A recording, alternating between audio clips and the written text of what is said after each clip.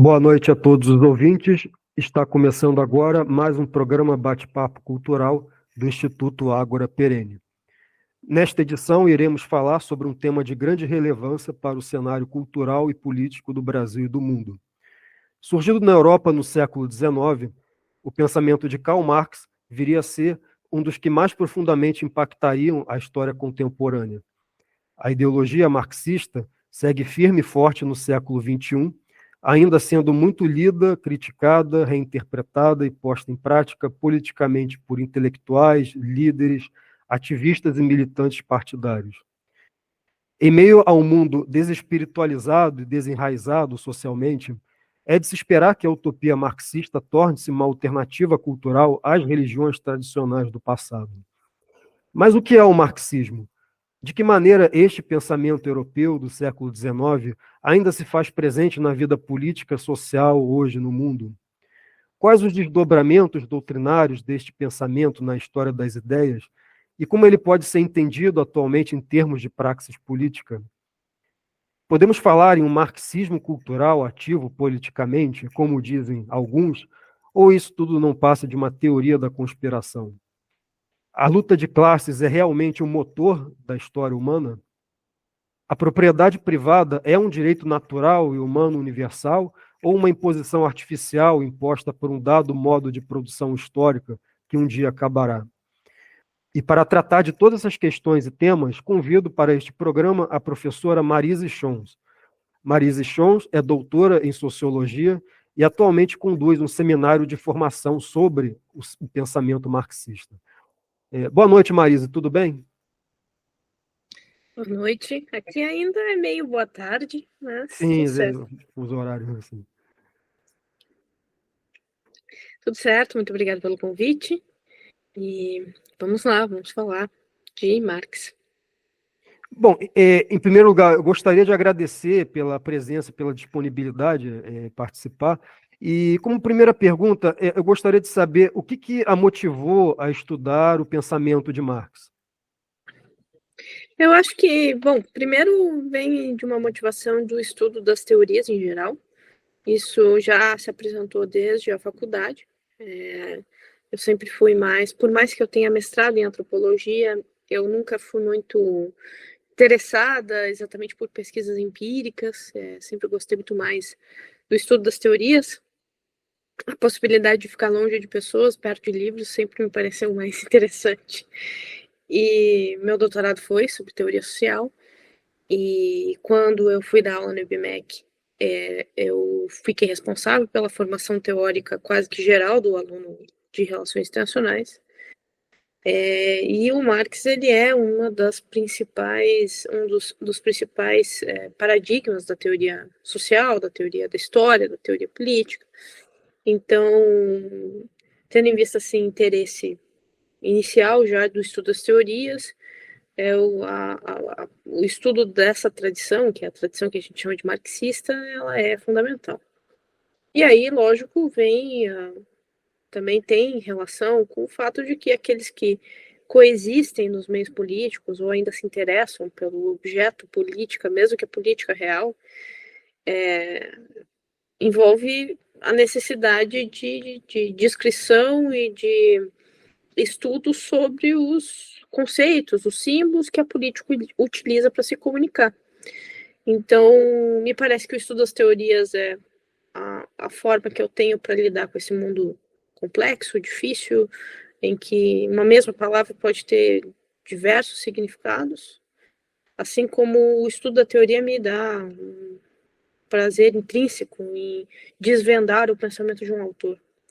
Então, eu acho que é esse um dos motivos, um motivo de um interesse original, desde a minha formação, e o outro motivo por perceber também que nos meios políticos, apesar de fundamental necessidade de compreensão do Marx, tanto a esquerda quanto a direita, esse autor ele é pouco lido, apesar de bastante reivindicado, pouco compreendido, apesar de bastante, né, tem até uma certa capilaridade no símbolo da cultura popular, né, a figura do Marx.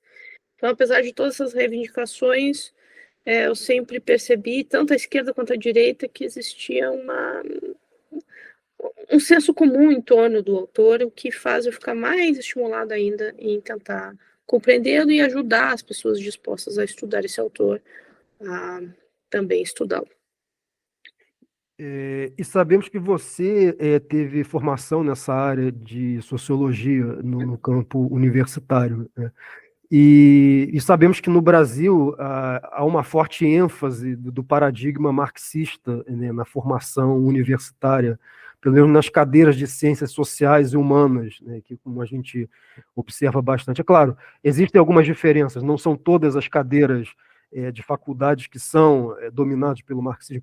Na área que eu estudei, economia, isso, a ênfase do Marx é muito menor do que encontraria em áreas como ciências sociais, mas ciências sociais, com certeza, é o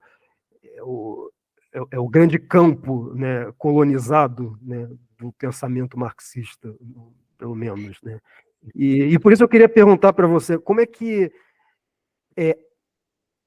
a participação, a atuação, né, você está, o fato de você estar inserida nesse meio, né, do campo das ciências sociais, como é que esse pensamento impactou a sua vida acadêmica enquanto estudante, nesse sentido? Eu já peguei uma fase, eu entrei na faculdade em 2009, fazem 14 anos.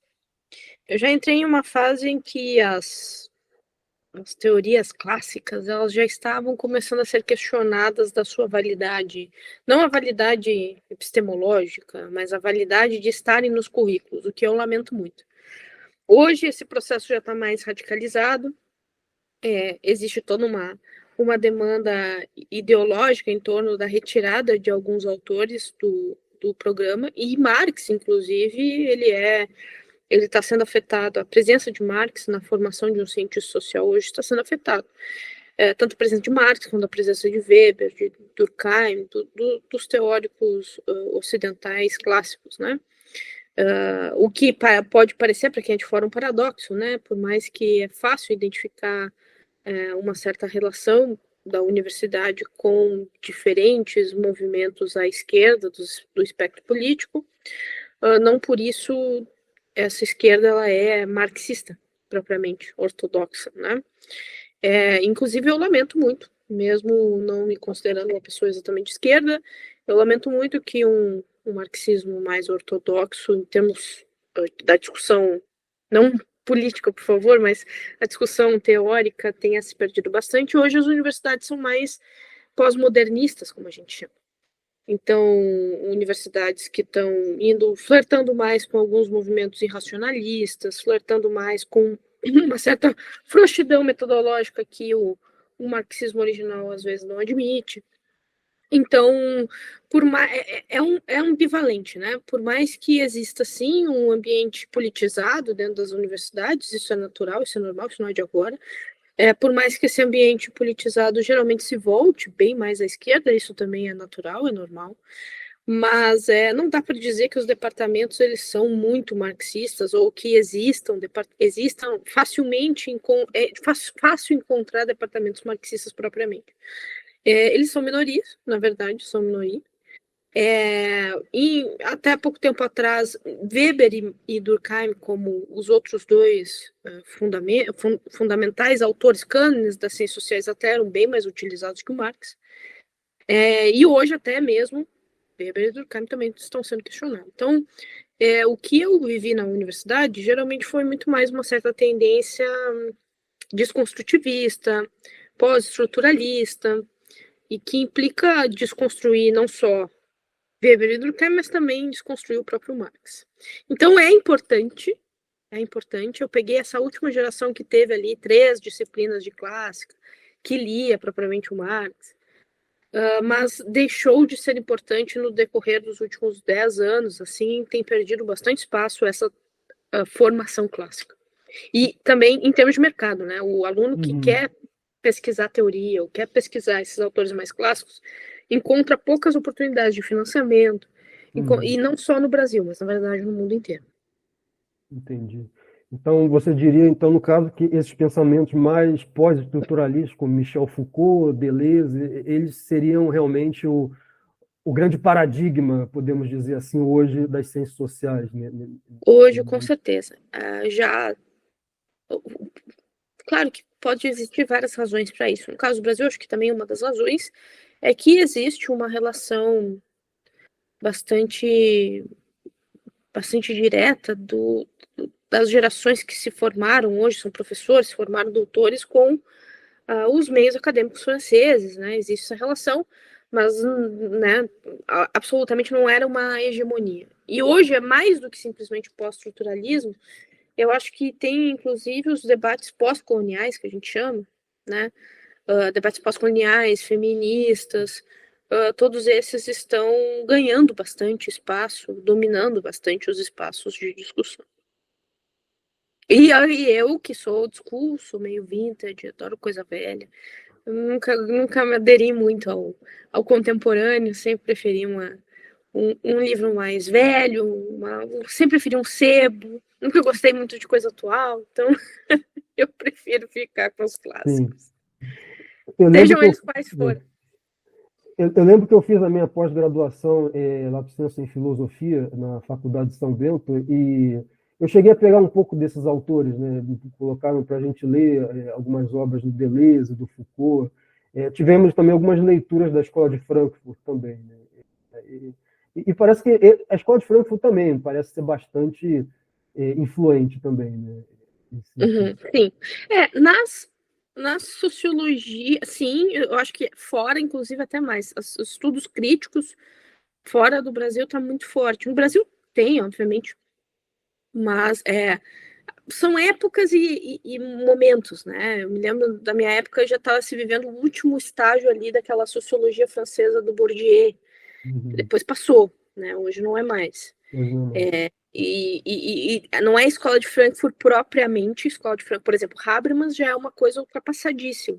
Que já é um marxismo bem diluído, no caso. É muito diluído, é um liberal praticamente, né? Um Habermas da vida. Então, o Habermas já é um paradigma bastante ultrapassado pelas discussões pós-coloniais hoje. Até o próprio Honneth, que é uma das últimas gerações da Escola de Frankfurt que existe até então, do debate sobre o reconhecimento também já não está tão em voga quanto outras discussões, assim. Principalmente discussões que reivindicam um certo local, né? Discussão de autores africanos, de autoras feministas indianas. A moda um pouco, a estética vai um pouco para essa linha, né? Eu vou passar agora para a próxima pergunta. Vou falar um pouco da sua atividade que você está fazendo nesse seminário de estudos, né? Dando uma olhada rápida assim, nos vídeos que você postou sobre o seu seminário, eu vejo que você, no seminário que você estruturou, né, nesse programa de estudos sobre marxismo, você tentou estruturar esse programa de estudos ao redor de eixos de compreensão histórica de Marx, né? Como exemplo, você chegou a definir que existe um Marx jovem e que é distinto do Marx mais velho, né? Em que sentido essas duas facetas, né, o Marx jovem e o Marx velho, elas se distinguem, né, no pensamento filosófico marxista? A princípio, também não fui eu que defini assim, né? O Althusser, que é um marxista estruturalista, que foi, eu acho que um dos primeiros, se não o primeiro, a fazer esse tipo de definição. Mas acho essa definição ela é muito válida. Em primeiro lugar, para a compreensão, a obra do Marx, não vejo como não pensar a obra do Marx em um seu processo histórico, né? Ela não se mantém sempre as mesmas. O Marx, ele muda seus temas e, às vezes, quando ele também não muda os seus temas, ele não fala da mesma maneira sobre aquele tema. Então, o Marx jovem, geralmente a gente se refere a um Marx mais filósofo, ao Marx mais filosófico, ao Marx que a gente chama também de humanista, que tem como questões fundamentais a questão da condição humana, do conceito ontológico de trabalho. No começo, o que eu identifico como uma certa antropologia marxista já está ali. Um começo também de uma certa teoria social que é fundamental para a compreensão do pensamento marxista. Claro, aqui eu vou puxar sardinha para o meu lado, eu sei que tu é economista, mas acho que o mais fundamental de Marx não é exatamente a sua análise sobre o capitalismo, mas é um certo paradigma baseado no conflito, inserido em uma certa teoria do dever histórico. É o que faz o Marx ser o Marx. Então, o Marx jovem, ele é o Marx que chega até, pelo menos, a fase de transição ali, ideologia alemã, e ele tem essas motivações. A motivação sobre, por exemplo, o conceito de ideologia, a discussão sobre o conceito de ideologia como falsa consciência ou como ilusão, a discussão, como eu falei, sobre a condição humana, sobre a alienação, ainda em termos mais primários, né, não exatamente inserido numa análise estrutural sobre as relações socioeconômicas do capitalismo.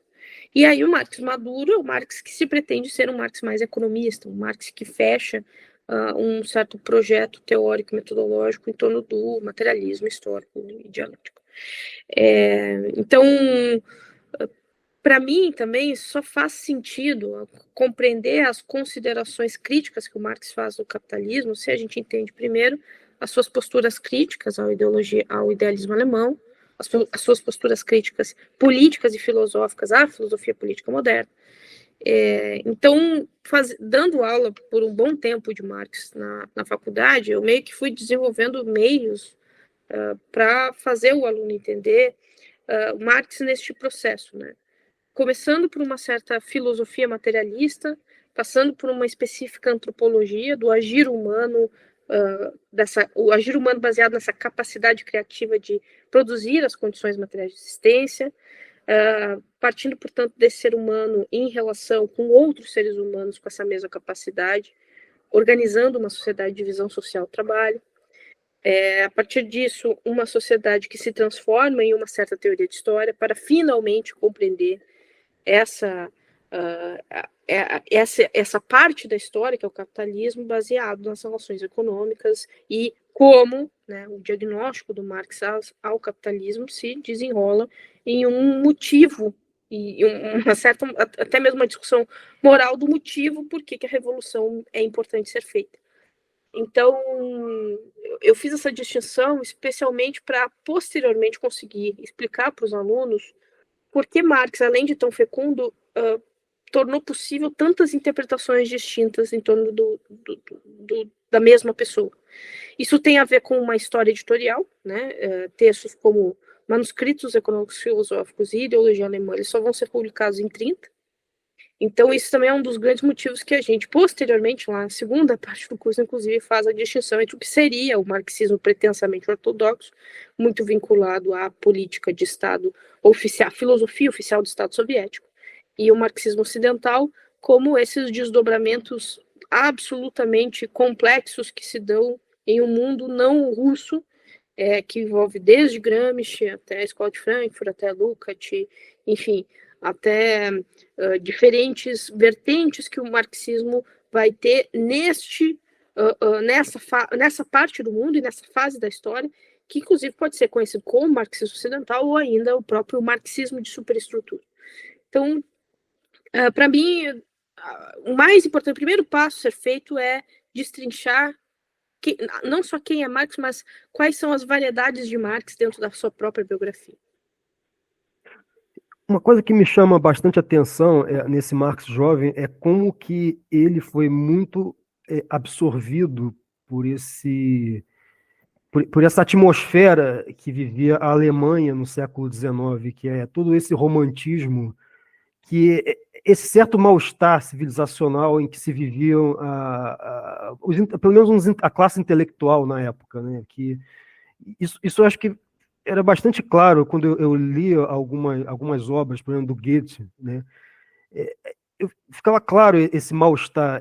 Você tinha essa dicotomia radicalizada, né, entre a esfera social, a esfera externa e a esfera subjetiva.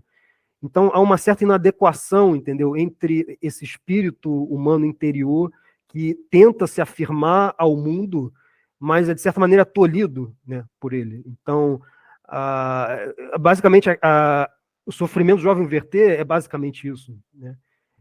A gente pode fazer não só uma leitura de ser um sofrimento amoroso, mas não, é uma alegoria, de certa maneira, uma analogia a esse certo estado de mal-estar, né?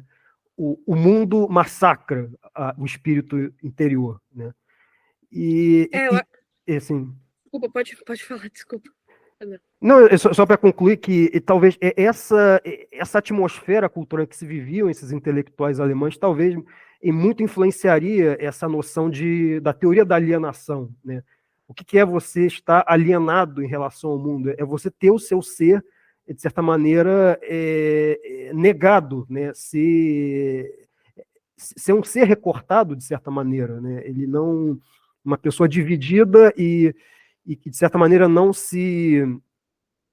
todas as suas ações, todas as suas convicções, elas são, de certa maneira, condicionadas à aprovação dessa esfera exterior, né? O mundo do trabalho, o mundo familiar, o mundo... Acho que tem até uma passagem, por exemplo, do Anos de Aprendizado de Wilhelm Master, do Goethe, é o jovem que, de certa maneira, se revolta, né, contra o seu destino profissional, né, que foi imposto pelo seu pai. O pai queria que ele se tornasse um comerciante. Ele se revolta contra o destino que a família lhe impõe. E ele vai para o mundo, assim, se dedicar a uma vida de arte, né, do teatro, né? Então, essa noção estética, né, esteticista da vida, eu acho que é um tema muito recorrente nesse idealismo cultural alemão, esse mal-estar de certa maneira, as circunstâncias ao redor não propulsionam a vida interior, elas massacram a pessoa, né? Então, talvez eu acho que isso tenha alguma coisa a ver com essa crítica à economia do Marx, né? Essa revolta contra essa vida burguesa, mesquinha, do comércio, das trocas, essa vida social, né, que as pessoas vivem no dia a dia, né? E que, de certa maneira, o artista não consegue se adaptar a esse mundo, né? Sim, isso é muito interessante, porque se você, em alguma medida, ao estudar a crítica socioeconômica do Marx sobre o capitalismo, e tem o background desse Marx jovem, pelo menos é o que eu tendo a mostrar para os meus alunos, né? É pelo menos uma tese aqui sobre essa situação, mas me parece que existe em Marx uma solução que não é simplesmente uma solução orientada para um futuro, para uma nova sociedade, mas também um certo reencontro de uma natureza perdida. Porque se o que nos faz humanos é esse conceito ontológico de trabalho, ou seja, a capacidade de produzir nossas condições materiais de existência em uma certa ação criativa e instrumental com a natureza, e isso nos é tirado na dinâmica da produção de mercadoria do capitalismo, por conta da mais-valia, por conta da teoria da exploração, significa que o capitalismo nos desumaniza, né? Então, acho que fica, inclusive, muito mais profundo, vamos dizer assim, uma análise moral que o Marx faz, e não exatamente que ela está correta, mas uma análise moral que o Marx faz do próprio capitalismo e também a dimensão moral da solução que ele propõe para tal tragédia. Então, o Marx ele mostra bem essa combinação de sim, uma orientação voltada ao futuro, mas também um certo reencontro a um passado realmente de humanização, ou ainda a um passado de uma sociedade de verdadeira cooperação. E isso, inclusive, causa muitas confusões, né? Confusões de algumas pessoas considerarem que, sei lá, o Marx está pensando num certo comunismo primitivo, algumas pessoas já mais orientadas em soluções pragmáticas revolucionárias, desconsiderar este nível de profundidade da crítica marxista à desumanização, né, ao problema tanto da exploração quanto da mais-valia. Então, concordo completamente, isso parece ser muito o espírito da época, e não só o espírito da época, o espírito da época num lugar onde esses processos de modernização burgueses não vêm daquele lugar, está sendo trazido para aquele lugar, que é o leste europeu, né? Que é o leste da Europa. Então, por mais que ele tenha que se exilar, né? Morre em Londres e tudo mais,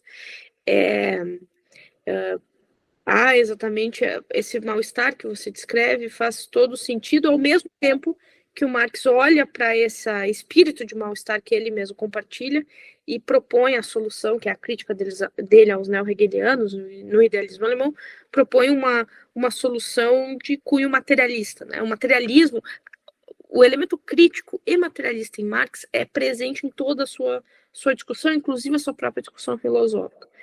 Só que é um materialismo que vai se transformando com o tempo, até compor realmente um projeto que se pretendia científico. E nesse sentido, bom, o mal-estar a gente pode ver na própria manifestação dos neo-hegelianos de esquerda, que ele e o Engels descreve, mas também é interessante perceber o caminho que eles tomaram para esse mal-estar, que é um caminho sempre de um olhar real. Existe até um realismo na própria utopia marxista. Isso é algo interessante. Bom, eu vou agora passar para a próxima pergunta aqui. Uma ideia recorrente do pensamento de Marx é essa noção do paradigma do conflito, né? De que esse conflito ele é algo inerente ao processo de divisão social do trabalho, né? Eu lembro que você chegou a dizer em uma certa entrevista que, ao contrário do que a visão liberal burguesa costuma dizer, que existe o processo de divisão do trabalho, né, que a gente vê, por exemplo, em Adam Smith, né? Adam Smith diz que o processo de divisão do trabalho ele é um processo baseado na interdependência, na cooperação, né, e que é a partir dessa interdependência e cooperação que esses são os motores, né, do desenvolvimento social. O Marx vê algo exatamente diametralmente oposto, né? Ele tende a ver não essa interdependência, mas o conflito como os motores dessa sociedade, né, como determinante, né, dessas relações sociais, né? Então, são duas visões diametralmente opostas. Então, eu queria saber, se na sua visão, baseado em evidências, por exemplo, na antropologia, na sociologia, o que tende a predominar mais factualmente falando nas culturas e sociedades humanas? Essa dinâmica da cooperação, interdependência entre classes ou o conflito, exatamente? Vai depender do antropólogo, eu diria. Depende do antropólogo. Mas, tentando explicar um pouco para o público isso, inclusive é um dos dilemas que eu tenho em relação ao Marx, em relação ao que ele entende por processo histórico. Porque, a princípio, a divisão social do trabalho em uma sociedade tradicional, ela é uma divisão social mais atenuada, ela não é uma divisão rígida. Existe ali, antes de existir propriedade, uma possibilidade de uma cooperação talvez verdadeira na sociedade. E essa cooperação, ela foi interrompida em termos de história, com a possibilidade de apropriação exclusiva dos meios produtivos, que é a propriedade, o surgimento de formas de propriedade. E essa propriedade, ela só existe no momento em que existe a possibilidade de excedente, ou seja, é um resultado da evolução da técnica. A ponto de, às vezes, me parecer que a história para Marx é mais a evolução da técnica do que propriamente os conflitos irreconciliáveis, né? Os conflitos, os interesses irreconciliáveis, os conflitos. Pois bem, nesse sentido, para os liberais, não só os liberais admitem uma natureza humana que, por mais que possa ser conflitiva no estado social, a partir do estado natural, a partir do estado civil, a partir da existência da lei, a partir da existência de um estado soberano legítimo e com dispositivos de legalidade, e por isso uma sociedade pacífica de contratos, há uma possibilidade de cooperação, uma possibilidade de interdependência, inclusive a evolução técnica e de bem-estar na sociedade depende dessa interdependência. Temos aqui duas propostas de história social que talvez elas tenham dificuldade de se encontrar. Acho que se encontra, inclusive, em um Weber da vida,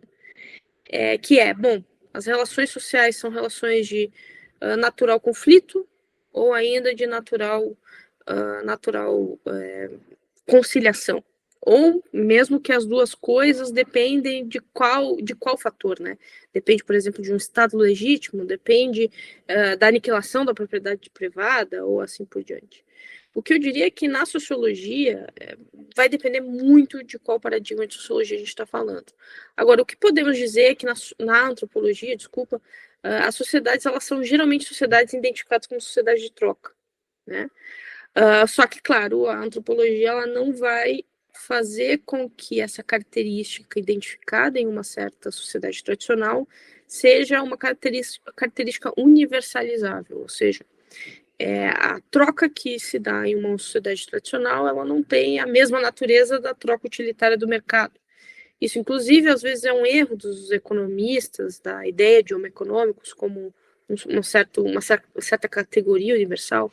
Se não dos economistas mais clássicos, os próprios austríacos, eles tendem a confundir mercado com sociedade, entender as instituições como capitalismo, uma evolução natural do comércio, e aí acaba achatando, talvez, realmente um estudo de antropologia que leva em consideração, de fato, as divergências entre sociedades. Então, por mais que o antropólogo possa admitir que a sociedade ela seja uma sociedade de troca, uma sociedade tradicional, por exemplo, não quer dizer que a natureza dessa troca é a mesma troca que corresponde a essa história do particular do Ocidente, que acaba compondo isso que a gente conhece como instituição, que é o mercado, o senso utilitário como uma descrição possível da racionalidade humana, talvez seja algo para os antropólogos mais local do que universal. Então, geralmente, os antropólogos vão por essa ponderação das particularidades históricas, sim, uma certa postura teórica relativista. Então, por mais que os antropólogos eles não tendam a aderir completamente ao Marx, seria difícil, porque teria que se pensar uma história social em que o indivíduo tradicional passaria por um processo também de proletarização, por exemplo, algo nesse sentido. Por mais que o marxismo não caiba tanto na antropologia facilmente, e por mais que os antropólogos possam admitir que sociedades tradicionais têm suas formas de cooperação, absolutamente isso não ocorre por uma consideração universal de cooperação, e sim muito mais particular. Até porque o mercado ele exige um certo tipo de complexidade da divisão social do trabalho que a gente não encontra ainda nessas sociedades mais paleolíticas, vamos dizer assim, né? Você precisa de um certo grau maior de impessoalidade nesse sentido. E são sociedades, basicamente, que você tem um grande grau de relações familiares, vamos dizer assim, de clãs, né? Então, não há espaço ainda para surgir uma impessoalidade de mercado. Então, a gente não pode falar em mercado ainda, né, nesses casos, nesse sentido. Né? Sim, claro que aqui, falando em sociedades tradicionais, a gente pode pensar em sociedades tradicionais que ainda existem, por exemplo. O dilema urbano e rural, claro, a internet está borrando um pouco essa distinção que se tinha entre o urbano e rural. Mas, por sociedade tradicional, esse é um conceito que pode ser bastante plástico, né? Então, sociedade tradicional não necessariamente precisa ser uma tribo indígena isolada no meio da Amazônia, pode ser, inclusive, sociedades tradicionais que vivem nos meios rurais de um país, etc. Mas é isso, os antropólogos geralmente vão partir muito mais qualificando a divergência e principalmente não colocando a história daquele grupo, né, daquela sociedade, seja ela qual for, como parte de um processo universal da história ocidental. Porque isso, inclusive, seria algo que colocaria o Marx também a ser um foco de crítica, Marx e Engels, principalmente, como um foco de crítica de uma certa simplificação histórica, de uma história universal, eurocêntrica, que achataria as particularidades históricas de outras populações a favor de uma certa racionalidade histórica universal. Então, o próprio Marx ganharia, independente se é conflito ou cooperação, o próprio Marx ganharia um puxão de orelha dos antropólogos facilmente. Numa perspectiva evolucionária de histórias, para os antropólogos geralmente não soa muito bem. Não, perfeito. Passando para a próxima pergunta aqui, o conceito de propriedade privada é outro ponto importante que divide, né, essa visão liberal e conservadora da visão marxista. Né? Porque para os liberais conservadores, né, o direito de propriedade ele é um direito natural e político. Né? E isso, a partir dali, viria a pacificação social. Né? A gente encontra, por exemplo, em John Locke, nesses autores. Mas para Marx é justamente o contrário. A propriedade é o produto de um processo histórico e ele é o determinante da sociedade de conflito, né? Então, assim, mais uma vez, né, voltando a essa questão da antropologia cultural, social, como é que ela vê essa questão da origem da propriedade privada? Primeiro, vão olhar para a propriedade privada como uma instituição ocidental, né? Então, sendo uma instituição ocidental, uma instituição baseada em uma história do particular e não uma história universal, diferente do que o próprio Marx propõe. Então, sim, no caso dos antropólogos, eles não vão aderir um vocabulário do repertório da filosofia, especialmente filosofia burguesa, sobre tanto a concepção justnaturalista da propriedade, quanto a concepção positiva de propriedade, né? Propriedade como um certo instrumento de pacificação, como um certo direito político a ser garantido por um Estado legítimo e tudo mais. Então, o que geralmente também... Claro que eu não estou querendo dizer que os antropólogos não... Existem críticas políticas, né, intrínsecas no olhar dos antropólogos sobre essas sociedades. Mas, de fato, o raciocínio da antropologia geralmente vai ser, inclusive, a gente abandonar esses vocabulários para não olhar para a dinâmica das relações em uma sociedade tradicional dessa, tentando encontrar os vocabulários que são os meus repertórios. É um exercício muito complicado, né? Por quê? Porque eu acho que talvez uma das coisas mais interessantes da antropologia, faz tempo que eu não sou antropóloga, mas uma das coisas mais interessantes da antropologia é esse exercício de não ir para uma cultura diferente, tentando imputar a todo momento categorias e vocabulários que você tem da sua tradição, a ponto de fazer com que você não esteja aberto para a compreensão das instituições daquela sociedade por elas mesmas. Então, vou dar um exemplo. Os Nuer, uma etnografia famosa do Evans Pritchard, ele está falando sobre questões relacionadas a valor naquela sociedade, como, por exemplo, a criação de gado, coisas que a gente chamaria de indenização. Então, se alguém da tua família é morto, a família tem direito a reivindicar indenizações, principalmente em cabeça de gado. Algo relacionado a coisas que a gente chamaria de justiça. Então, seria um trabalho muito simples se a gente olhasse para essa sociedade e visse, supostamente, instituições menos desenvolvidas das instituições que a gente tem hoje. O que os antropólogos sempre reivindicaram, né, para também consolidar um certo campo disciplinar próprio, é que o trabalho do antropólogo ia além disso, né? Na verdade, o trabalho do antropólogo era pensar aquela sociedade tão diferente nos próprios termos daquela sociedade, e não imputando esse tipo de comparação com supostamente um núcleo de instituições do presente, um núcleo de instituições civilizadas em detrimento da sociedade incivilizada. Então, o que eu diria que a antropologia, talvez mais séria, nem vai trabalhar com os termos de propriedade, por exemplo. Então, a antropologia que existe em Marx, identificando que em algum momento da história acontece a possibilidade de excedente, e essa possibilidade de excedente se desenrola um conflito entre classes por conta da propriedade, da apropriação exclusiva desses meios produtivos e desse excedente, essa já é uma antropologia que, é uma antropologia que não é... Hoje não é muito admitida, na verdade. Não é muito admitida. Imagino que pode-se até levar em consideração algumas questões envolvendo Marx, como o paradigma do conflito, para olhar a sociedade, mas esse tipo de antropologia e história social universal que o Marx e o Engels propõem, isso eu acho que é um dos pontos mais fáceis, inclusive, de serem discutidos e criticados da teoria marxista. Por ser muito linear, por ser muito monocausal, e tudo mais. Claro que sempre tem aqueles que alegam que é um erro de interpretação, é mais culpa do Engels do que do Marx, né? Sempre tem aqueles que alegam isso, mas geralmente não é isso.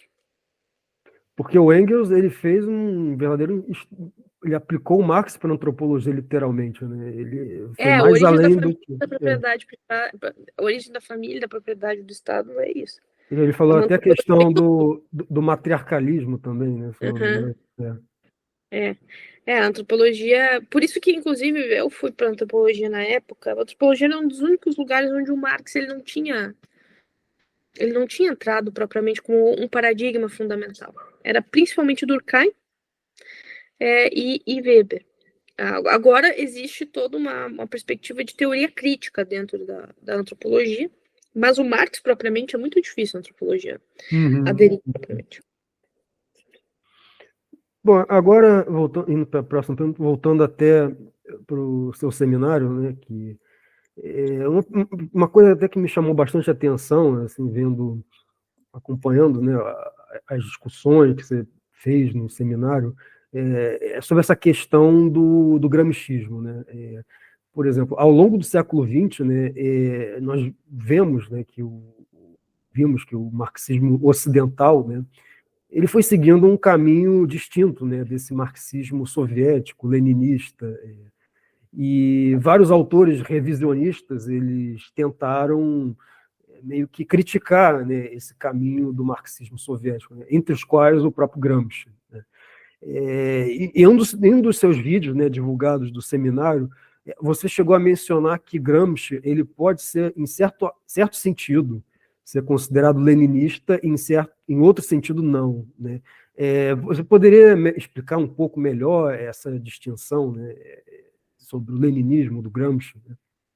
Os estudos posteriores em Gramsci, eles vão fazer algo parecido que se faz com Marx, é tentar traçar um certo sentido da carreira, da trajetória do autor, mostrando as divergências internas dentro do próprio pensamento do autor. Então, é também possível fazer essa distinção de um jovem Gramsci e de um Gramsci maduro que já é aquele que está preso, né? Quanto ao jovem Gramsci, o jovem Gramsci ele é alguém muito entusiasmado com a Revolução russa. Ele é aquele que está tentando exatamente explicar por que a Revolução Russa não só não vai ter as mesmas consequências da Revolução Jacobina, como não é uma revolução da mesma natureza jacobina, porque não é uma revolução burguesa.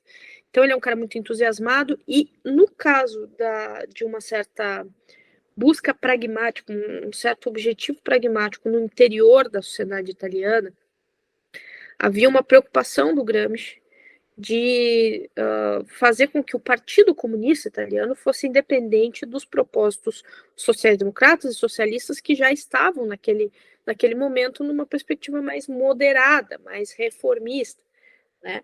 De ver a reforma e os ganhos das reformas como um fim em si mesmo e não mais como um meio para a revolução. Então, em primeiro lugar é isso. Final do século XIX, o legado marxista está em disputa entre o reformismo e os revolucionários. Quem melhor desenvolveu essa auto-identidade revolucionária foi os bolcheviques, foi o próprio Lenin. Mas aqueles que aderiram, se mantiveram numa postura crítica aos reformistas e se mantiveram numa postura revolucionária, não se submeteram completamente ao guarda-chuva leninista, que é o caso tanto da Rosa de Luxemburgo, principal a principal antagonista dentro dos revolucionários com o próprio Lenin, e o Gramsci, daquilo que eu identifico, está meio que no meio do caminho, porque o Gramsci ainda vê a importância do partido como uma espécie de liderança para o processo revolucionário. O Gramsci, por mais que ele esteja entendendo a revolução como derivada da ação humana, em uma certa perspectiva historicista, ele não está partindo das mesmas categorias de revolução espontânea, no caso, como a Rosa de Luxemburgo. Dizer isso implica em reconhecer, por exemplo, o quanto o Gramsci pensa, sim, em termos, em parte, estratégicos, especialmente quanto à questão dos intelectuais orgânicos, mas não só. Né? Há também uma face complexa de Gramsci, que é uma certa postura pós-positivista, uma certa postura até de um certo revisionismo, que reivindica esse jovem Marx, que reivindica um historicismo e um humanismo que muito importante no caso da tradição marxista. Então ele uma juventude, sim, ele tem muita entusiasmo com a Revolução, mas nas obras da maturidade a gente não sabe, isso pelo menos eu nunca encontrei definitivamente um dado claro se ele teve informação do que estava acontecendo na Rússia na prisão, a ponto das suas discussões de maturidade serem uma resposta crítica imediata ao stalinismo, ou se foi uma derivação, uma evolução natural, talvez, do seu próprio pensamento, né? E nessa evolução natural, ele se afasta do bolchevismo, ele se afasta dessa perspectiva mais estratégica leninista e vai pensar nos termos mais de consolidação de uma certa teoria, até mesmo de democracia, apesar de eu, como uma liberal, tendo a ter muito cuidado a chamar o que o Gramsci propõe de democracia, né? Sim. Mas, lógico, aqui eu sou parcial, porque para mim não há possibilidade nenhuma de se fazer democracia, senão por meio das instituições representativas, legado dos liberais da burguesia, né? Mas, então, e aí, só para explicar, por exemplo, logo depois da Revolução, a configuração baseada em instituições que permitiriam uma democracia direta, como os soviéticos, foram aniquiladas no decorrer da Revolução, né? Foram deixadas de lado. No leninismo, a democracia ela não é um objetivo realmente a ser preservado, apesar de todas as diversidades da Revolução. Já na teoria de Gramsci, mesmo que se mantenha essa perspectiva revolucionária, a democracia é um valor um tanto inegociável, pelo menos a concepção deles de democracia, o que é muito diferente da proposta elitista partidária do Lenin, né?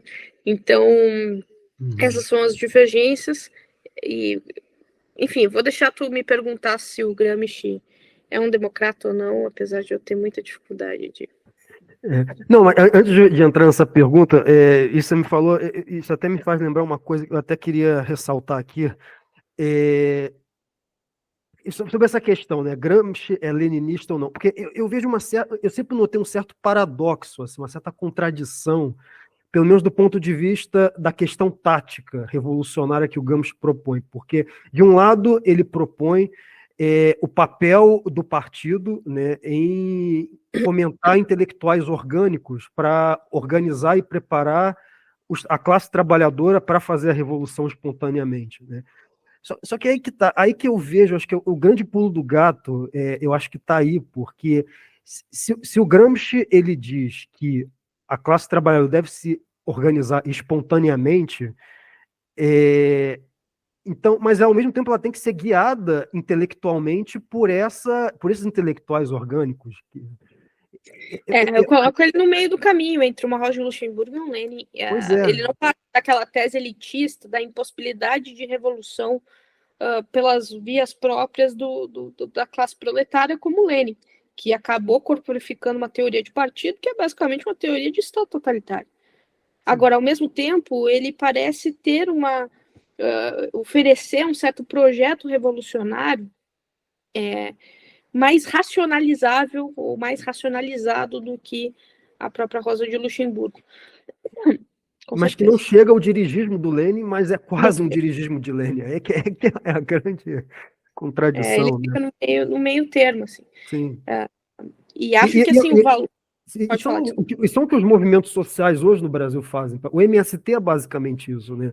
Essa formação dessa intelectualidade orgânica, mas de certa maneira a gente vê que os partidários do MST seguem uma seita praticamente, né? O que vira um dirigismo partidário no final das contas. O que é algo que originalmente seria algo que se propunha a ser uma mobilização orgânica, espontânea, se torna um dirigismo também, dos mesmos moldes do Lenin. O caminho é o mesmo, entendeu? Eu acho que é curioso isso, né? Como é que você vê o MST nesse sentido sendo uma seita partidária nesse sentido, né? Não há nenhum espaço para essa espontaneidade individual, essa autonomia. As pessoas seguem uma cartilha dos moldes militantes, né? Eu não vejo diferença disso com um dirigismo soviético à la Lenin, nesse sentido. Eu acho que a grande diferença está no conceito de sociedade civil. O MST seria, portanto, esse movimento de sociedade civil organizado que impõe, né, essa proposta emancipadora de democracia. Enquanto talvez a entidade, talvez não, mas a entidade Partido de Lenin é uma entidade bem menos flexível do que a proposta de organização ativa da sociedade civil, em que entraria tanto o MST quanto, por exemplo, os movimentos rurais, no caso do MST, né, os movimentos sindicais e assim por diante, né? Então, acho que o Gramsci estava tentando mobilizar por meio de uma certa democracia de conselhos o dia depois da Revolução em uma espécie de configuração um pouco mais fragmentada, ou melhor, minimamente fragmentada, em detrimento de uma organização muito totalitária que é a do partido em Lenin. Né? O partido como... a proposta de Lenin é elitista por si só. Né? Sim. E na sua visão, o Gramsci pode ser considerado um democrata? Assim, agora não falando como professora, né? Como opinião mesmo, assim, não. Em certos aspectos existem aspirações democráticas no sentido de reivindicar um certo direito de liberdade de organização da sociedade civil.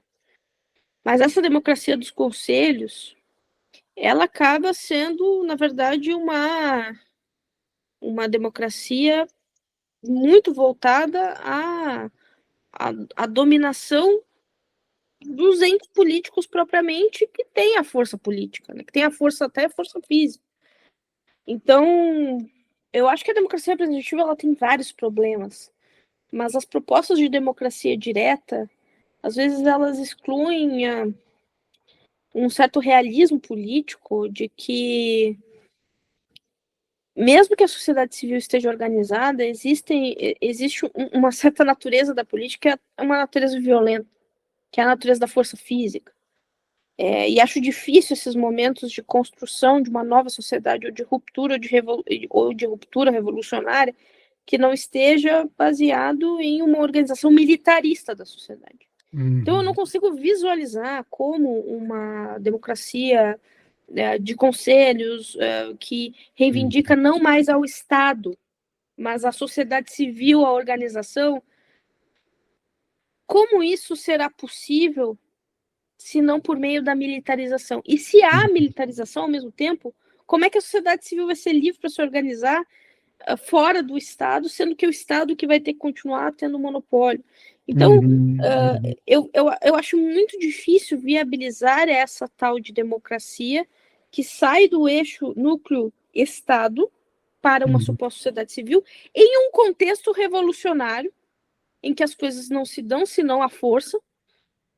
E aí, se existe a militarização, bom, como conciliar a militarização com uma sociedade civil livre? Então, me parece que a proposta do Gramsci, eu não sei se é limitação minha, se é parcialidade minha, desculpa a Siri aqui.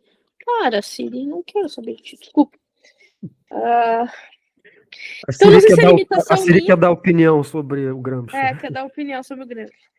Não sei se é limitação minha, que sou aquela resignada com os problemas da democracia representativa e acho que se mudar, pior.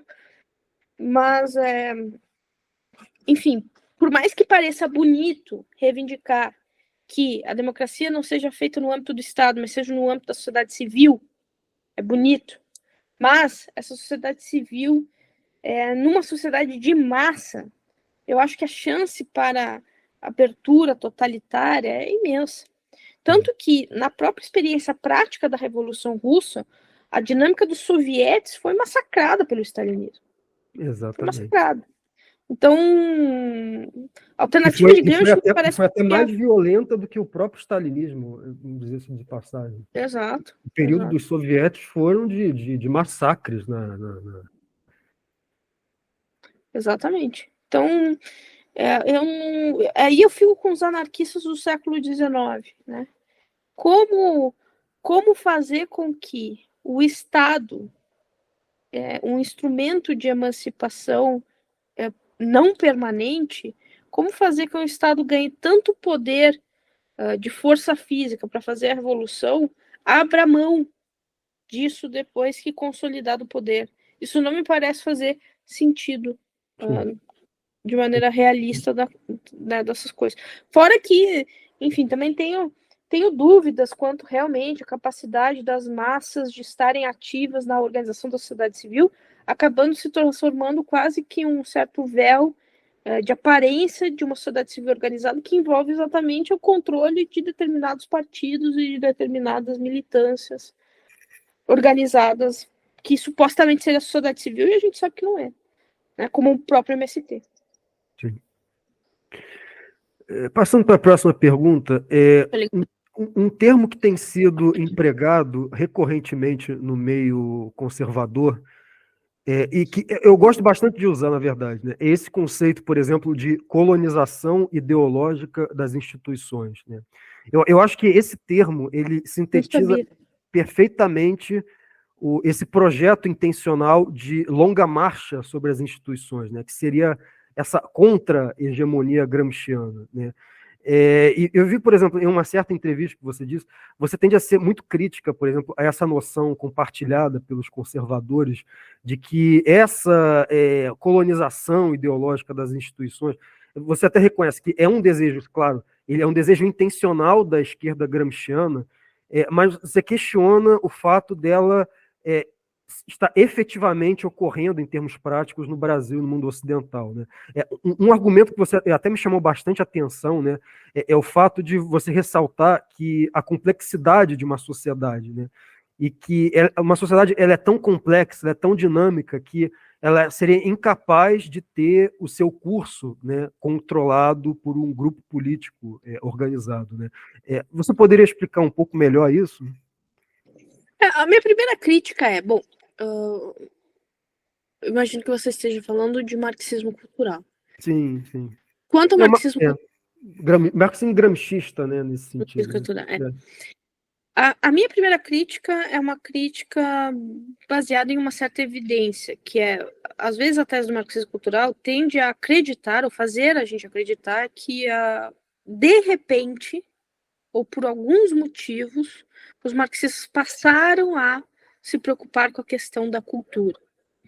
Então, o momento histórico que pode ser dito é fim de Guerra Fria. Então a União Soviética não deu certo, se volta para isso.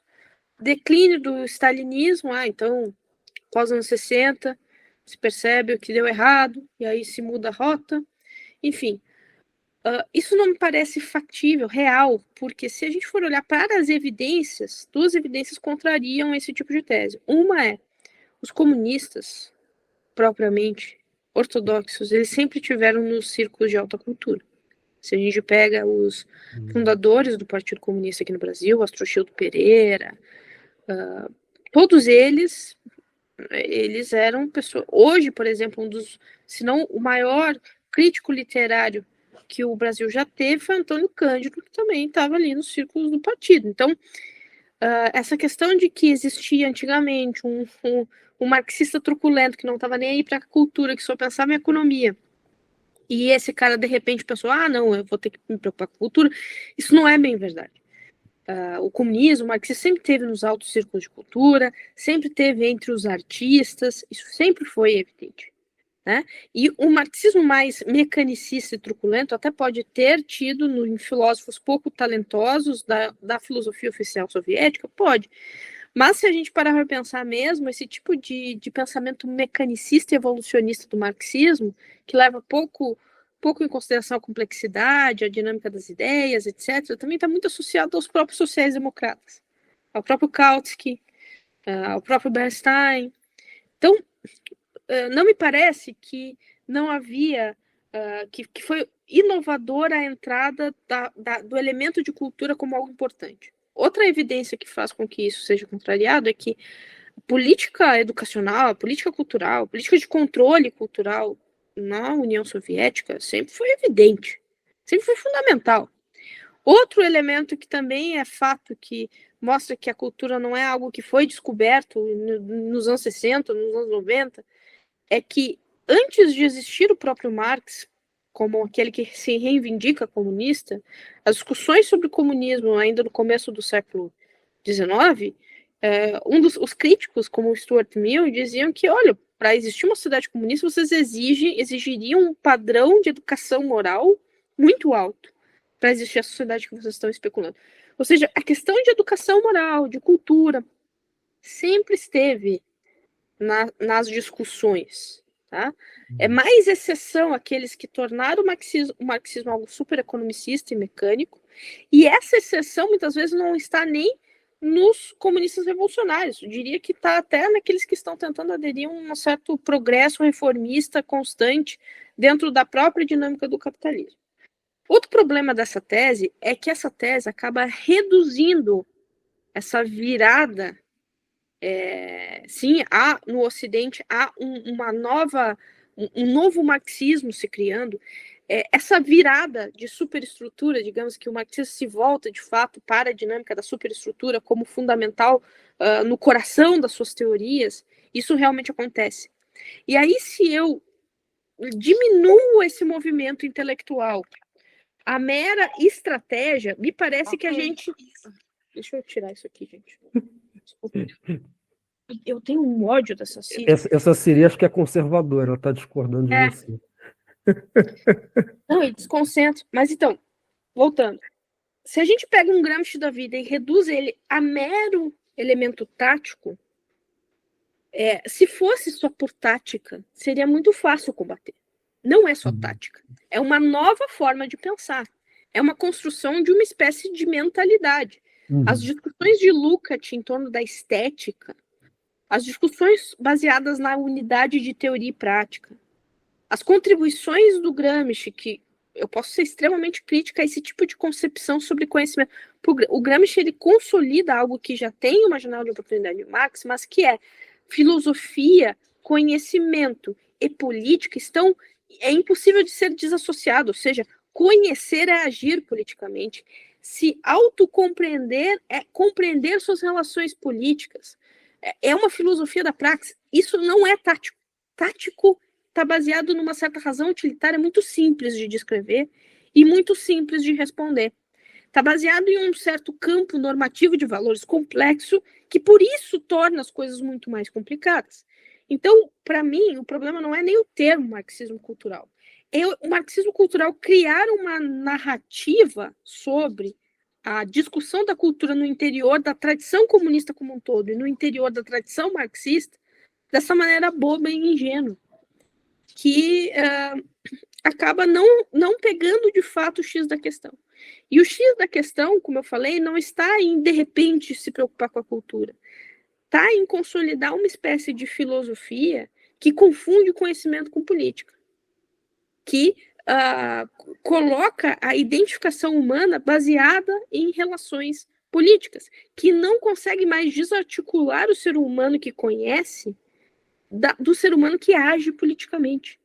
Então, é uma espécie de mentalidade baseada nessa unidade de teoria e prática, que não é meramente o conhecimento como o conhecimento como um fim estratégico para mudar ou para revolucionar. É mais do que isso. É uma espécie de filosofia que não existe mais divergência entre política e ideologia, em que não existe mais diferença entre conhecer e agir. Então, assim, me parece que o marxismo cultural ele é uma discussão que acaba não conseguindo exatamente reconhecer a complexidade do tema. Gramsci e o potencial do Gramsci não é simplesmente uma questão tática. Não é muito mais do que isso. É uma construção de uma mentalidade, de uma espécie de filosofia, dentro de uma espécie de teoria de conhecimento, e tem um horizonte normativo reivindicado, que inclusive hoje não precisa nem se ler Gramsci para se reivindicar isso dentro de sala de aula e assim por diante. Não, perfeito, perfeito. Mas, por exemplo, vendo algumas leituras, por exemplo, que eu vejo, eu acho que essa noção também de você ter Isso, na prática, é uma subordinação do conhecimento à prática, né? De certa maneira, seria uma.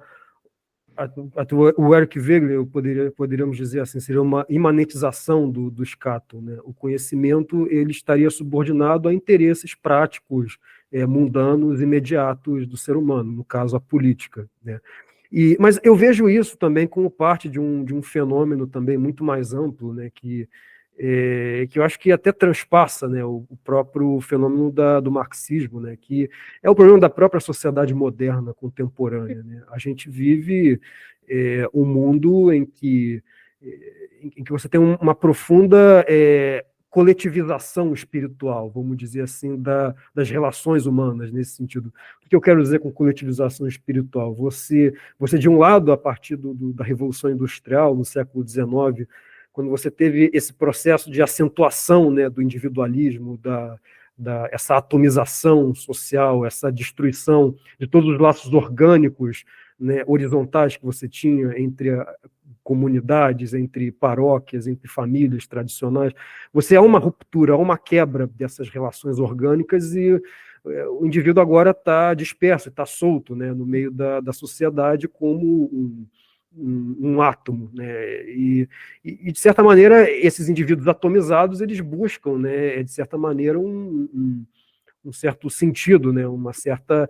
Isso é algo que poderíamos até... Não precisaríamos ser nem conservadores para pensar nisso como um problema. Um autor liberal que muito ressalta esse fenômeno, que é o José Ortega y Gasset, né, A Rebelião das Massas, né? Então, há, de certa maneira, esse grande problema da modernidade, que é essa grande propensão a esse choque, né, a essa propensão a rupturas, né, essas disrupções decorrentes dessa sociedade de massa, né, de pessoas que estão perdidas, né, estão soltas em termos de raízes, né, de identificações. Então, elas acabam se associando, de certa maneira, a projetos, né, políticos, né, que visam, de certa maneira, restaurar um certo senso de comunidade que foi perdida lá atrás pelas sociedades tradicionais. Então, nós vemos muito essa noção que até mesmo os liberais admitem, né, que isso é um problema, essa atomização da modernidade, né, e isso é a grande fonte, né, de todas essas mentalidades revolucionárias que nós vemos do gramscismo, do marxismo, de pessoas que buscam, nesses paradigmas, né, de conflitos do Gramsci, de tentar reduzir todos os fenômenos humanos a essa questão política, né? Não conseguem ver nada, algo além disso, né? É uma mentalidade de rebanho, né? De certo sentido, né? Eu acho que são três postulados para a questão do marxismo cultural, ainda da mentalidade revolucionária, uma certa mentalidade voltada a esse tipo de concepção da história, né? Eu acho que tem alguns vícios intelectuais que faz parte dessa discussão complexa, que não dá para se falar-se da associação, então, se Gramsci falou isso, logo isso é responsabilidade do Gramsci, mas, pelo menos, eu identifico alguns padrões. Primeiro padrão que a história ela só muda por meios violentos. Né? A percepção do tempo por meio de... Inclusive, isso o Gramsci nem está exatamente considerando que existe esse padrão universal histórico, porque ele está falando de revolução passiva. Né? Então, a história, a modernização burguesa acontece no leste de uma maneira passiva e não exatamente de ruptura. Outro problema é o problema de unidade de teoria e prática. Todo o projeto ocidental de conhecimento, inclusive o próprio moderno, liberal, entende que existe um conhecimento, uma verdade acima da política que nos autodetermina, né? Em que a gente estaria autolimitado por esse conhecimento. Ou seja, existe uma possibilidade de distinção entre conhecimento e ideologia. Por mais que possamos reconhecer que existe toda uma limitação da cognição humana de conhecer a tal verdade, ainda se admite que existe uma realidade que nos submete, mesmo quando a gente não a conhece.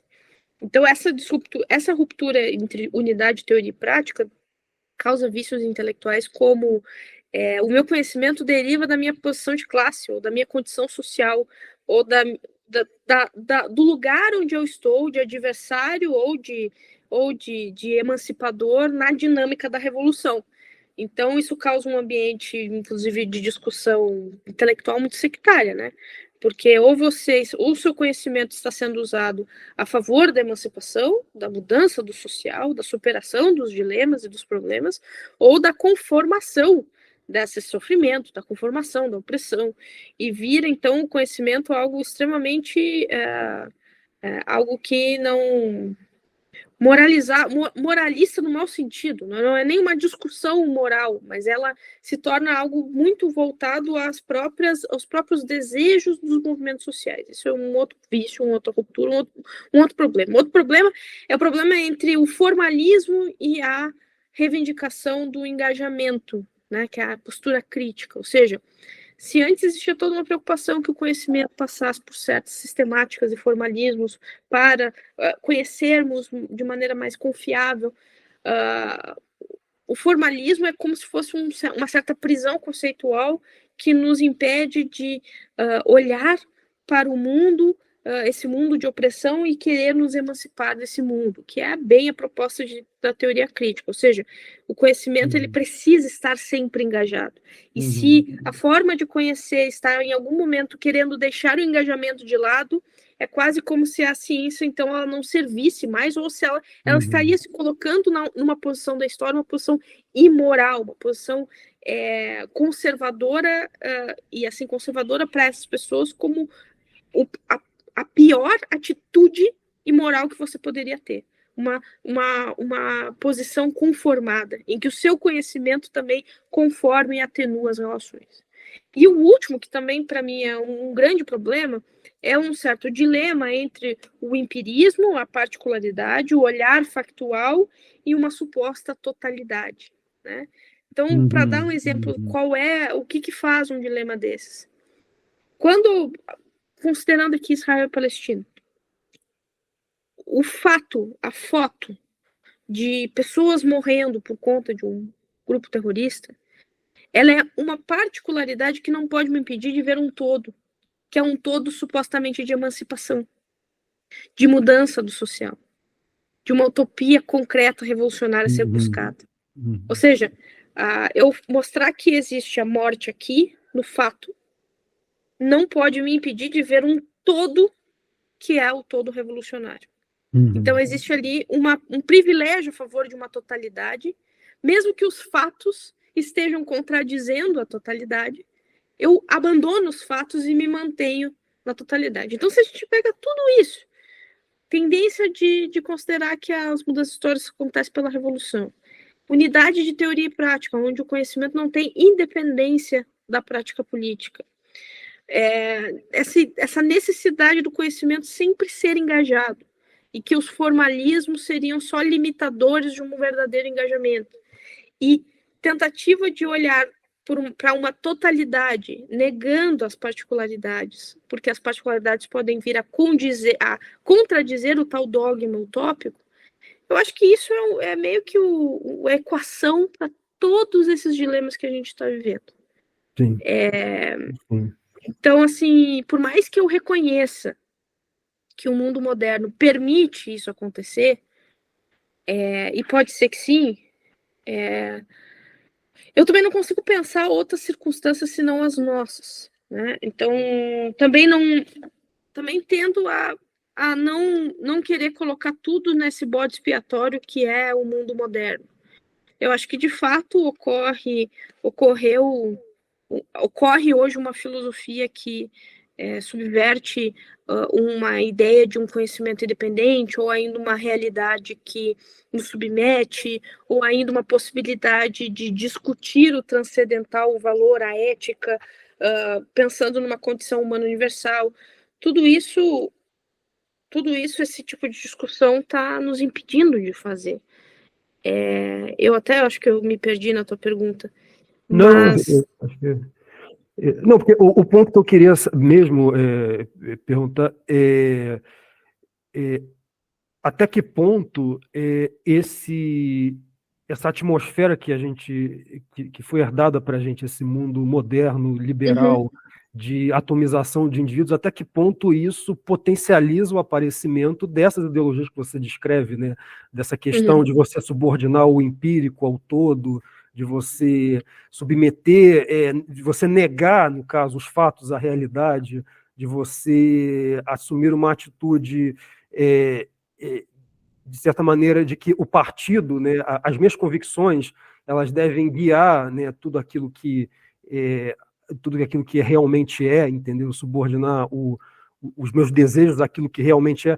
Eu vejo isso, eu acabo lembrando muito a Rebelião das Massas do Ortega y Gasset, porque sim, é como uma negação ao senso de crítica individual, né? O indivíduo total. ele se coloca numa postura completamente passiva perante esses acontecimentos e ele não tem meios para se levantar contra isso.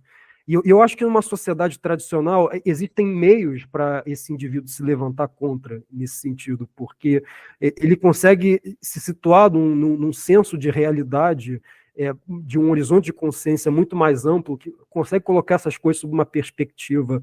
Não é a política que governa o sentido humano, não é a história humana, não é ela que caminha a um senso de progresso contínuo. Eu acho que, de certa maneira, há um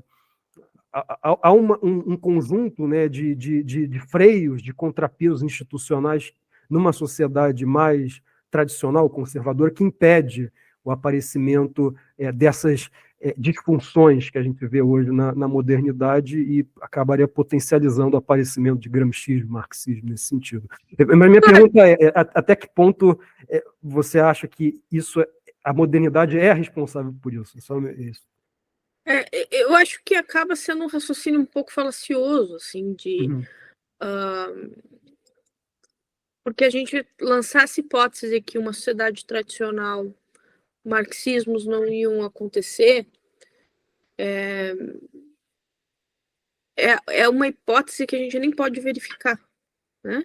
E, de fato, o marxismo, ele, assim como o conservadorismo critica a modernidade, o marxismo ele não está reivindicando a modernidade, ele está criticando a modernidade também.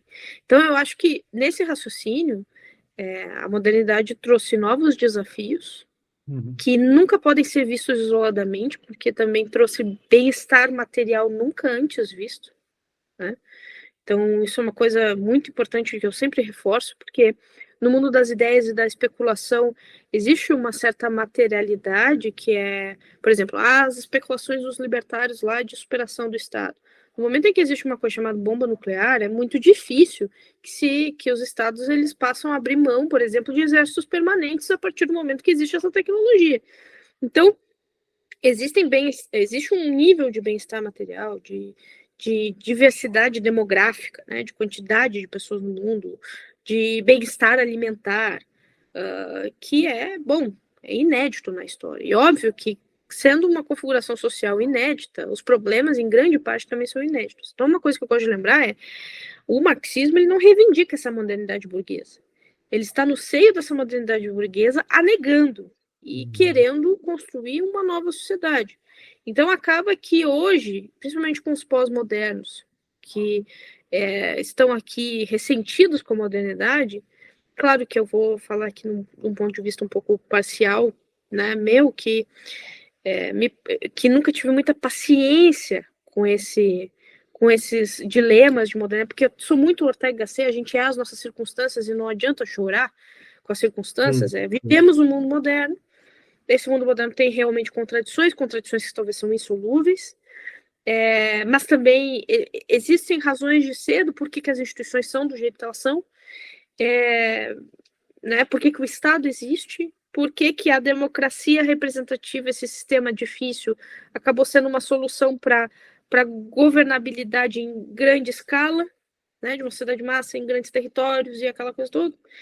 E gosto de lembrar que, bom, o marxismo, ele sim, ele não existiria se não nessa dinâmica moderna, mas ele nega a dinâmica moderna. E hoje, inclusive, esse pessoal mais pós-modernista é puro ressentimento com a modernidade. E aí, realmente, me lembra muito Ortega y Gasset. É gente que não sabe como é que a modernidade foi construída, não construiu a modernidade, não reivindicou essa modernidade e chora por ela, né? E acha que está vivendo tá vivendo num mundo que é muito problemático, e sendo que não tem nem noção o quanto esse mundo ele foi difícil de ser construído, ou ainda, se não está considerando que o mundo é problemático, está considerando que pode realmente construir um mundo melhor. É essa atitude de homem massa. Então, eu acho que sim, acho que a modernidade ela é responsável em parte por Marx, mas lembrando sempre que essa responsabilidade está em ter permitido que um projeto crítico à modernidade, como o do Marx, se desenvolvesse, e não porque o Marx reivindica a modernidade. E a outra coisa importante, né? Por exemplo, eu já vi alguns blogueiros conservadores chegarem e falarem coisas, porque a política antes era virtuoso, agora está submetida ao Estado e tal, não sei o quê. Quando a gente olha para as questões mais materiais sobre o quanto de pessoas existem no mundo, o nível de tecnologia bélica que a gente tem, o histórico que nós temos de 2 grandes guerras com potencial de destruição industrial, faz todo sentido que esse instrumento chamado Estado tenha se consolidado. Então é um dilema. É um dilema. Acho que não, a gente vive os problemas da nossa própria época, não adianta. Sim, não, com certeza. Como você falou, né? Eu sou eu e minhas circunstâncias. Eu acho que é a grande chave de superação, né? De todos esses problemas que nós vivemos. Realmente. Eu não me debato muito com modernidade, assim. Eu vejo que tá essa coisa. A esquerda se debate muito. Agora, a modernidade, o Ocidente, o colonialismo, né? Tem que ser superado e tudo mais. E me preocupa muito que uma direita política entre com tudo nisso, né? Óbvio que tem que olhar para a modernidade com crítica, mas não imaginando que a gente poderia fugir dessa circunstância Não, moderna. com certeza. Eu olho o meu caso pessoal. Eu, por exemplo, eu me considero uma pessoa conservadora liberal, né? Eu acredito no legado do Estado de Direito, das instituições liberais, das liberdades individuais de expressão, os direitos civis. Eu estou de acordo de todas essas questões, né? A separação de poderes. Eu não questiono ruptura conservadora, num regresso ao antigo regime nesse sentido.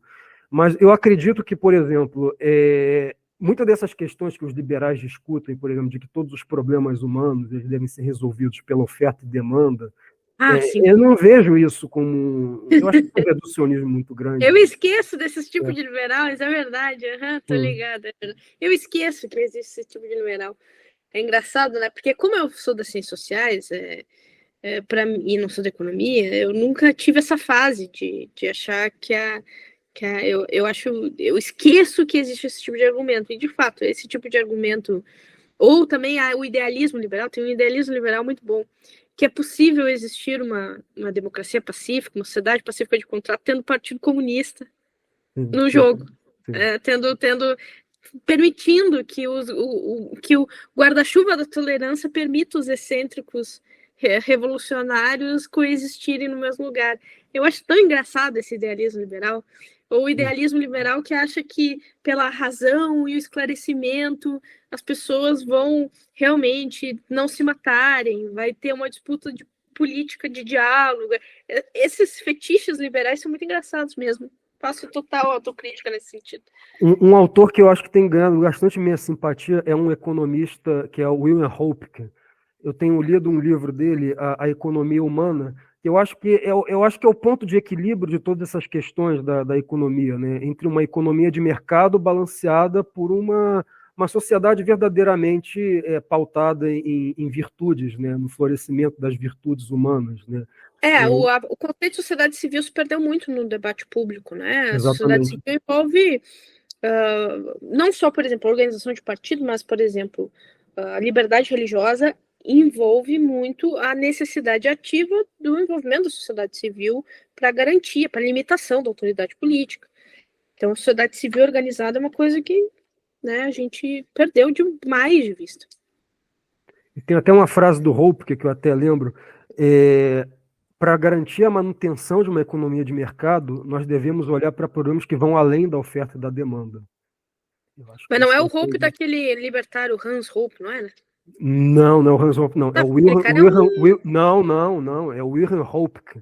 que é um partidário da escola de Freiburg, do Legal. Hayek. É.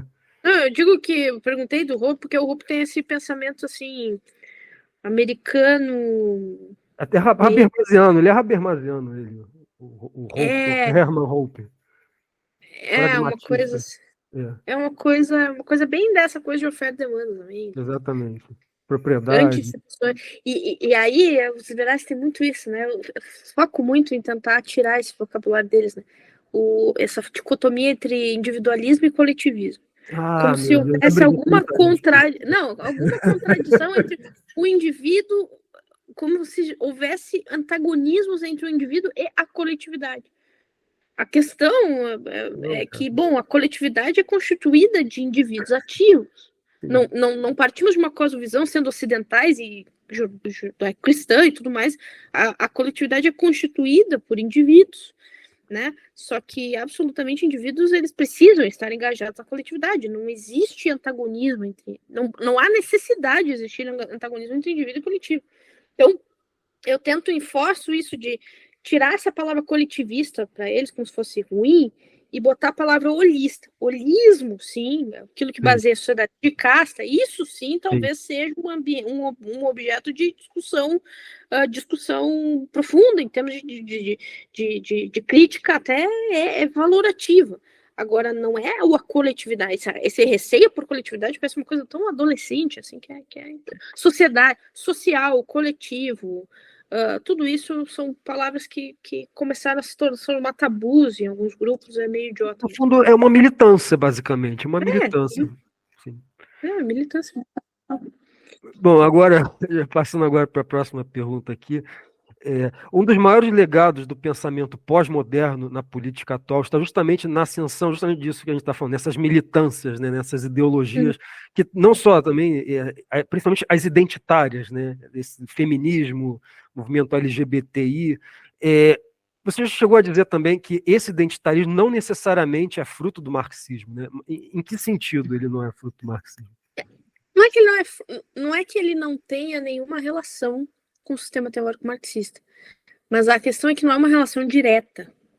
Porque me parece que os conservadores do Brasil, eles conseguem detectar coisas, mas eles não conseguem exatamente descrever o processo que levou eles a acreditarem que existem essas relações. Então é a questão do marxismo cultural.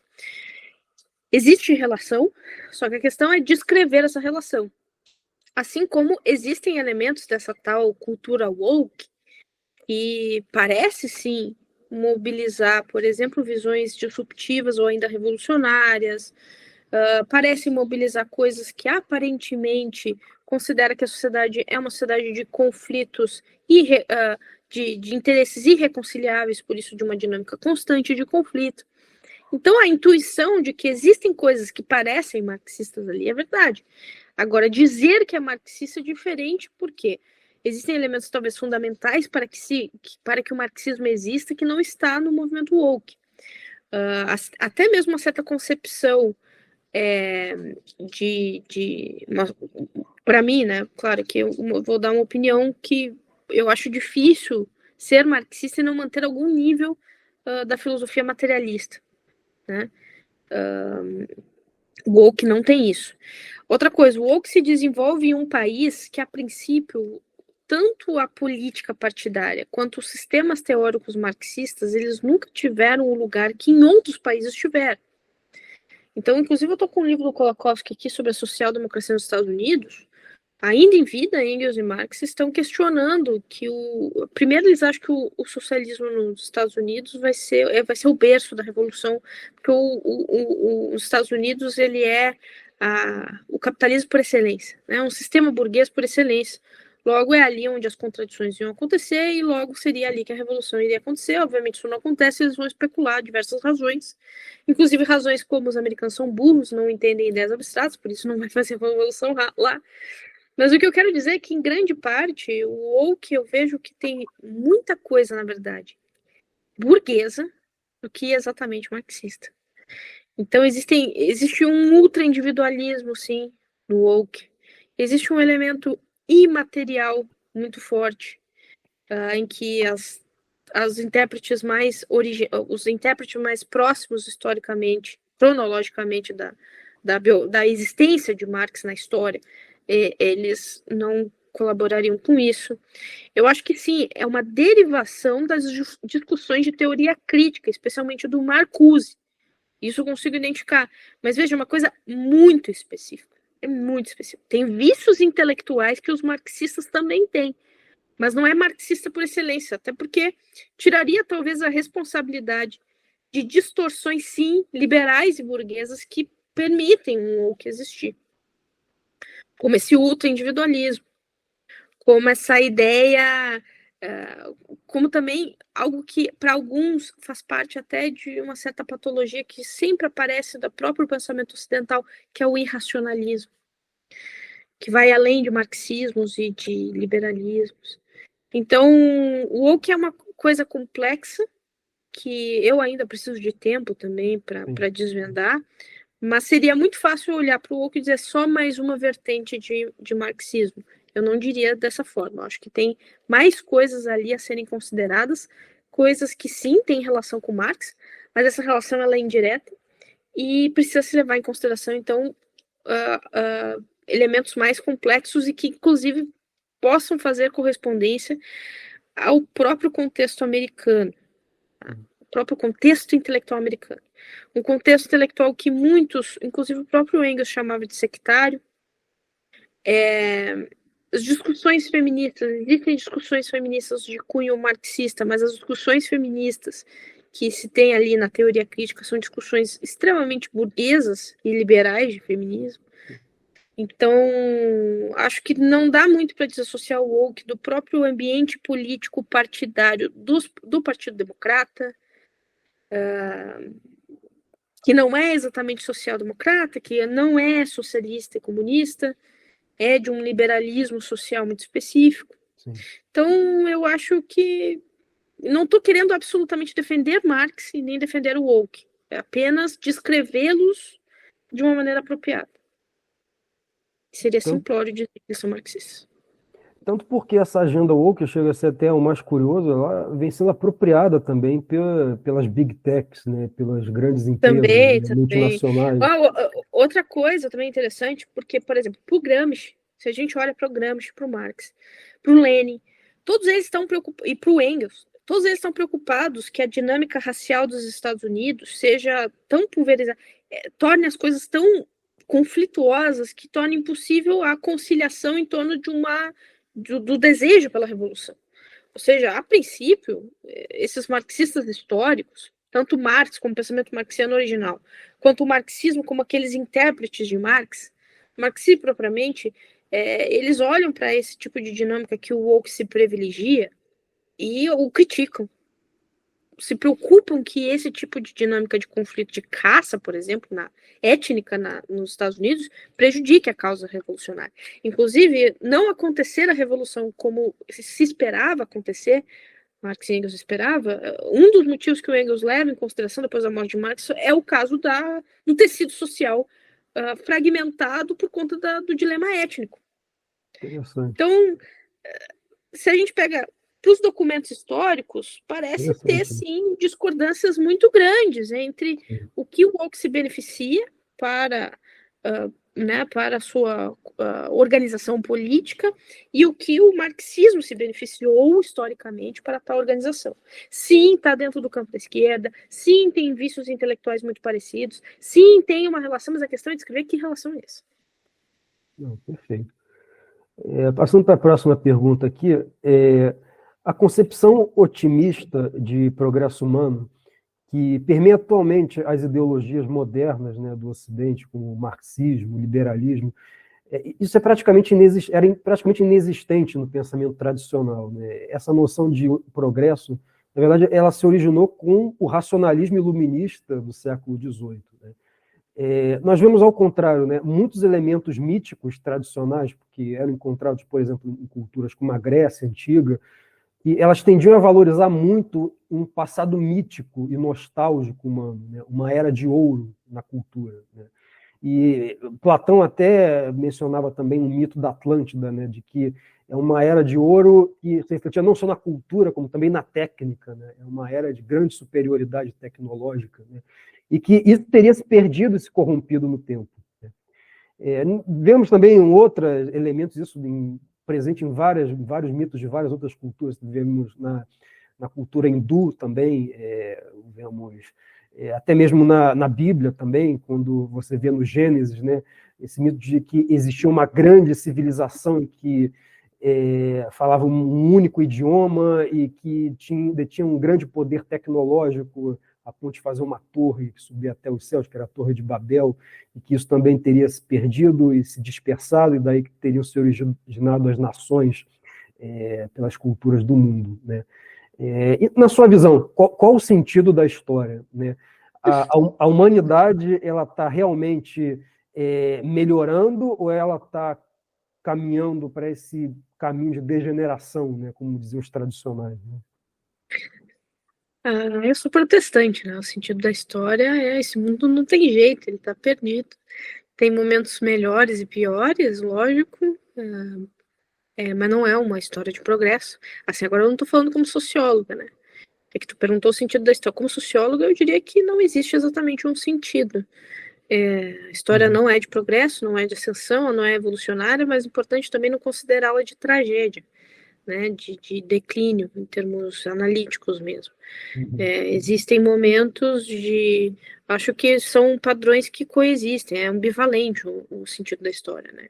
Tanto de um eterno retorno, de existirem, então, problemas humanos que são repetidos, apesar de circunstâncias qualitativas e materiais diferentes, tanto a ideia de momentos de ascensão e momentos de declínio civilizatório, ascensão civilizatória, momentos de mal-estar anteriores a grandes conflitos, regeneração da sociedade posteriores a esses grandes conflitos. Então, não é que é impossível a gente identificar padrões da história, mas não me parece, de fato, que esses padrões eles acabam sendo derivações ou científicas, ou a gente não consegue exatamente olhar universalmente para esses padrões, né? Existe limitação da cognição humana para isso. Acho que a dialética também é outro padrão importante na história, né? De embates, contradições e produção de sínteses. Mas eu não elegeria nenhum sendo o sentido e o padrão da história. Então, eu acho que a história pode ser vista por meio dos conflitos, das rupturas, mas também pelas conciliações e transformações passivas. Então, eu colocaria que todos esses padrões são padrões possíveis. E aí, claro, num sentido mais fora da técnica, num sentido mais espiritual mesmo, considerando que eu sou protestante, esse mundo, a gente pode piorá-lo ou melhorá-lo, mas ele não tem exatamente salvação, pelo menos não nas nossas mãos, né? Então, nesse sentido, a história é uma história de declínio. Sim. E declínio para posterior ascensão, mas que não é a gente que faz. Perfeito. Agora, a próxima pergunta aqui. Alguns autores filiados à teologia da libertação tendem a colocar o socialismo de Marx como um herdeiro do humanismo cristão, né? Como você avalia a influência dos valores cristãos sobre essas concepções de igualdade socialista? Então, tem os estudos de sociologia, filosofia, ainda sobre o assunto da teologia da libertação, vai falar de uma espécie de eleição seletiva, uma certa seleção em que existem eleições de elementos que, agora falando do cristianismo, mas especialmente do catolicismo, né, pensando em termos históricos, da onde a teologia da libertação está mais associada, onde existe possibilidade de eleição de alguns termos do marxismo como uma unidade cultural e do cristianismo, ou ainda do catolicismo, como uma suposta outra unidade cultural, em que essa eleição, essa seleção, essa aproximação fosse possível. Exemplo, o pobre ou o proletário como ator da história e como um ente a ser descrito como oprimido, como alguém que deveria ter compaixão, ou alguma coisa nesse sentido. Quando se trata exatamente do catolicismo, tanto o marxismo quanto o catolicismo pode ter críticas à modernização, especialmente ao capitalismo. Enfim, eu estou dizendo tudo isso para o seguinte: De novo, a tese da infiltração e da tática não consegue detectar a complexidade das coisas. Eu acho que, nesse sentido, a teologia da libertação ela é muito mais um fruto de um ambiente político da América Latina, ou seja, de um lugar que está enfrentando transformações sociais devido a um capitalismo tardio, em um ambiente de ditadura, em que a teologia tradicional talvez não dava instrumentos fáceis para descrever e compreender essa circunstância, em que daí sim o marxismo serve como forma e instrumento para lidar com aquilo dentro de determinados círculos. Ou seja, o que eu quero dizer é que a teologia da libertação não é os marxistas que usam a igreja, mas em certa medida, em um contexto muito específico, grupos dentro da igreja, no contexto de América Latina, utilizaram o marxismo, especialmente o neomarxismo, para reinventar uma espécie de teologia heterodoxa, né? Então, se alguém está sendo usado, é muito mais o marxismo como um sistema cultural, ou ainda até metodológico e teórico, para esses grupos dentro de uma instituição como é a instituição da igreja. Então, seria muito fácil, de novo, se fosse infiltração, porque se fosse infiltração, tu tirava essas pessoas dali e aquilo ali teria sido resolvido. E essa base, essa ideia de infiltração, ela é uma ideia, além de boba, ela é uma ideia que vem dos documentos Santa Fé, tanto do primeiro governo Bush quanto do governo Reagan, tentando descrever e detectar esses movimentos em que marxistas estão no interior da Igreja Católica. E eles identificam como um problema. Mas quem eu acho que melhor se aproximou de descrever, sem abrir mão de dizer que é uma heresia, mas descrever o problema de maneira sofisticada, foi o próprio Ratzinger, que vai explicar como houve uma certa eleição de alguns elementos da discussão do neomarxismo ocidental para cumprir, talvez, para responder certas perguntas evidentes para aquelas pessoas, que, como o Ratzinger falou, a teologia tradicional não conseguia responder. Então, a teologia da libertação ela é um ponto muito difícil. Qual é a tua pergunta mesmo? Como você avalia a influência, né, desses valores sobre a... Então, é isso que eu avalio, que isso não é os marxistas que infiltraram a igreja, é a igreja, uma igreja local que utiliza da discussão da marxista ocidental para lidar com algumas circunstâncias históricas, especialmente de capitalismo tardio, especialmente de América Latina, e no caso daquele momento de ditadura, que sim, eu acho que não deixa de ser uma heresia, mas é isso. Não estou aqui para dizer que é uma infiltração dos marxistas dentro da igreja. Perceberam que a igreja seria um instrumento de poder. Se fosse isso, de novo, seria fácil. A expulsão lá do BOF teria resolvido o problema. Sim. Teria excluído o BOF, teria acabado ali com o Frei Beto, teria minado esses caras e deu. Mas não me parece que seja por aí, não me parece ser fácil dessa forma. Não, perfeito. E para finalizar, como última pergunta aqui, eu gostaria de perguntar sobre as principais referências bibliográficas a se pesquisar sobre o pensamento marxista. Quais as suas principais recomendações para entender Marx? Eu acho que o dicionário do pensamento marxista do Baltimore, que está disponível inclusive no site da USP, na e-disciplinas USP, é um bom material de consulta.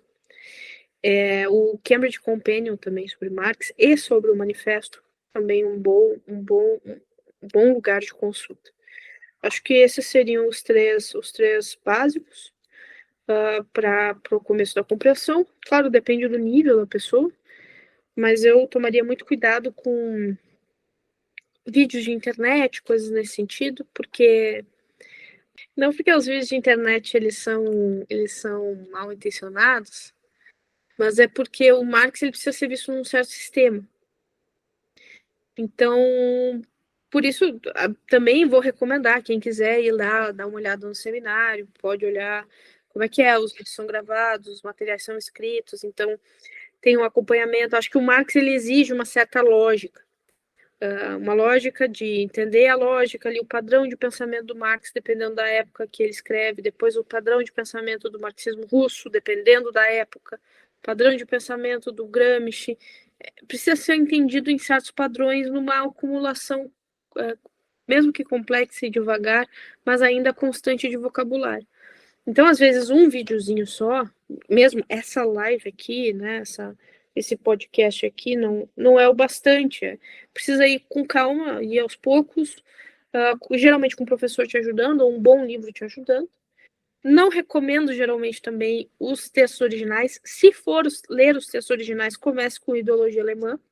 Sempre é a minha sugestão. Perfeito. E nunca pelo Capital. Nunca. Inclusive, a minha forma que eu detecto quando alguém não leu Marx, ela diz que leu Capital, e eu tenho certeza que ela não leu. Porque não tem nem o porquê, se tu não é economista, que vai fazer uma tese de doutorado sobre Marx, leva o Capital completamente. Existem artigos, existem capítulos específicos dos 3 livros que a gente lê para estudar o Capital. Então, é isso, né? Cuidar com as coisas de internet. Cuidar com qualquer coisa que seja muito bombástica. Não é por absolutamente, eu entendo que você não precisa ter benevolência política com Marx.